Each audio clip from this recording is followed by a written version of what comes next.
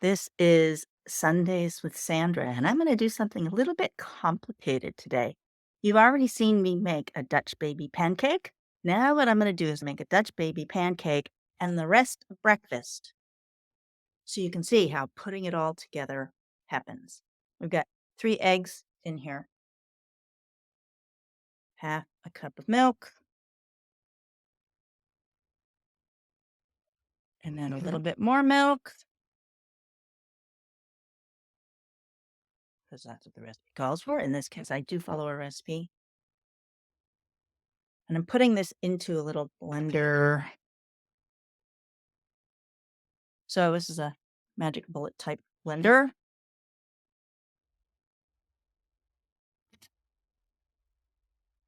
Just blend the egg and the milk.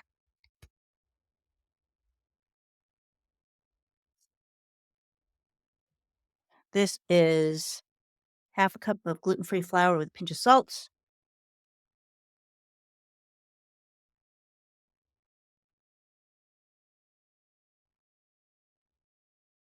And the reason why I use this blender thing is just it's a super easy way to do this that is minimal mess, minimal cleanup, super easy.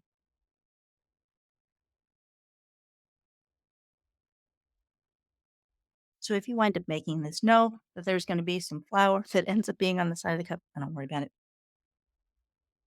And I'm putting my pan in the oven, which is already warm, to melt the butter that's in it. It'll start the next phase. Gonna have a soft boiled egg. So I am turning on my water here to boil.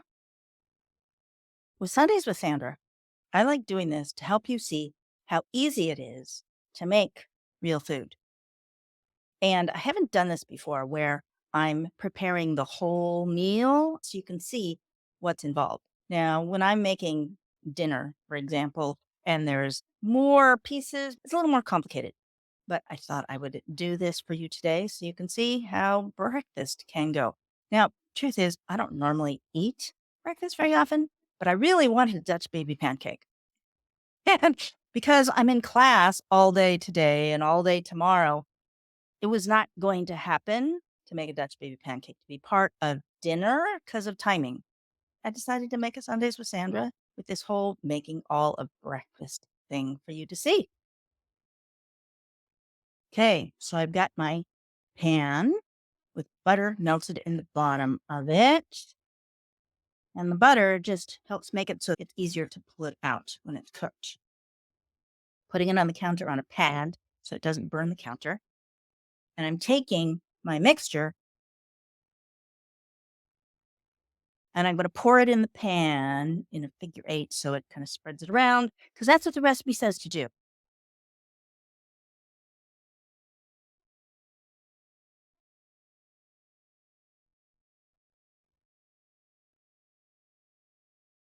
And I'm going to put this in a 375 oven for 25 minutes. When making things that have timing, it's good to use a timer. My water is boiling, and I'm going to put my egg in it to make a soft boiled egg.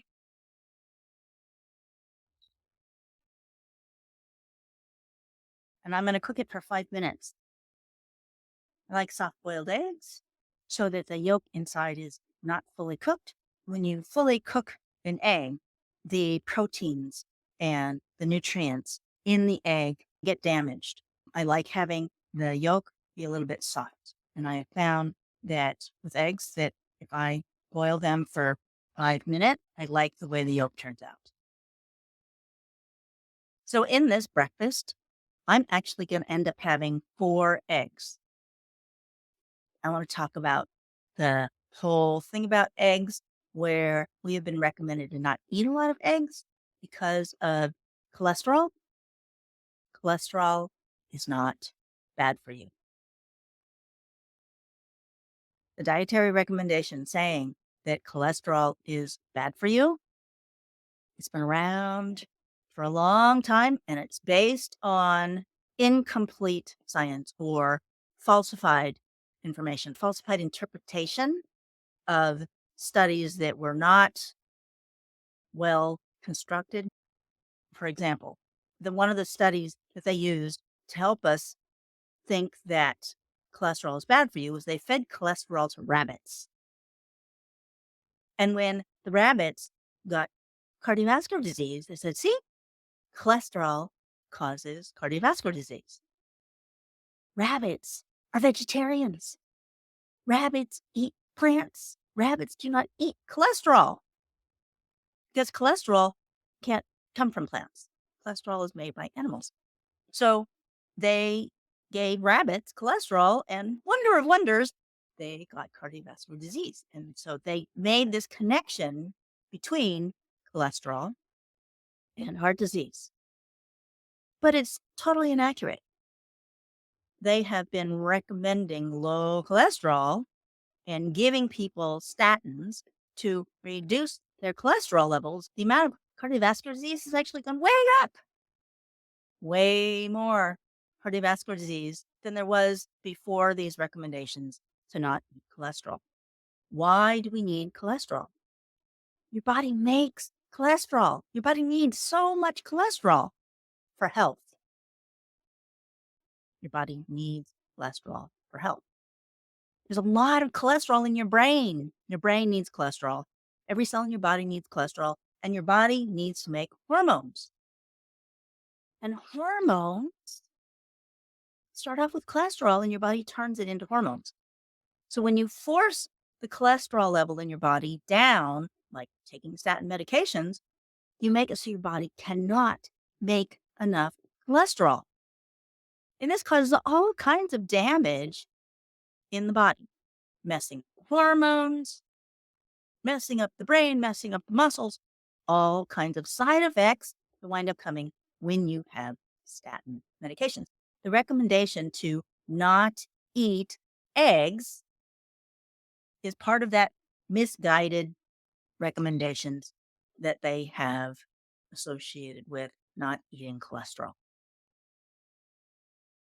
The doctor named Uwe Ravenskull did a study because he was able to run cholesterol tests on himself. He did a study where, I don't know the exact specifics, for 2 weeks, he ate 8 eggs a day. And he measured his cholesterol before and after. And there was basically no impact on his cholesterol levels of eating 8 eggs a day. Because the body's need for cholesterol is totally what determines the amount of cholesterol that you have in your blood. It's not dependent on the eggs that you eat. It's not dependent on the amount of cholesterol that you eat. So I'm taking my egg out and I'm going to let it cool itself off because the Dutch baby is going to cook for 25 minutes. So I have a sausage here. I really like these induction burners because they have the ability to closely control the temperature and they're instantly warm. It doesn't have to heat up like a regular stove burner does. I'm going to go check on how long my Dutch baby has been in. So these are all the things that are involved in making a meal, timing everything. Since we've just been talking about cholesterol, let's talk about protein. People, we need more protein than most people realize. Your body uses protein for not just muscles, it's for everything in your body is made of protein. And you need enough protein to be able to support your body and being able to do all that stuff, including maintaining muscle strength. As we age, the body's need for an ability to make protein, maintain muscle strength decreases, particularly in our society where older people aren't active enough, don't put enough demands on the muscles. If you just sit around the house or you're inside at a desk all day or you don't walk very much, a lot of older people just stay in one place all the time. You don't put a demand on the muscles get weak because the body says, you don't need that. You don't use that. You don't use those muscles very much.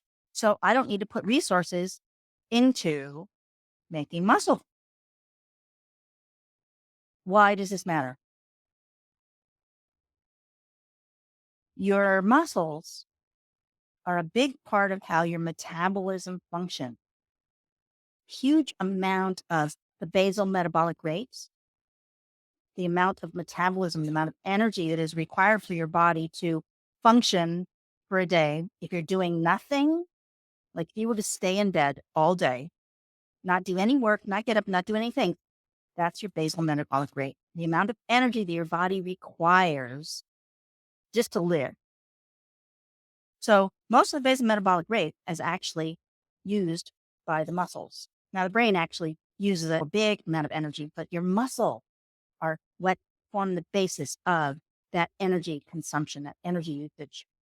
When you don't put a demand on your muscles and require them to be strong, they're not going to be strong. They're going to be weak. You can lose your conditioning, your body's ability to maintain your strength and be strong and to maintain your metabolism. Your metabolism is compromised with just like a day of not being active, and certainly weeks. You lose muscle mass. And if you don't call your body to have more muscle mass, you're going to get weak. This messes up all sorts of things. No matter how much you exercise, if you don't have enough protein, your body's ability to build muscle and to maintain bone and to maintain everything in your body is compromised if you don't eat enough protein. Okay, the Dutch baby is ready. Here it is. So that is Sundays with Sandra. I will include a picture of the whole plate. Thanks.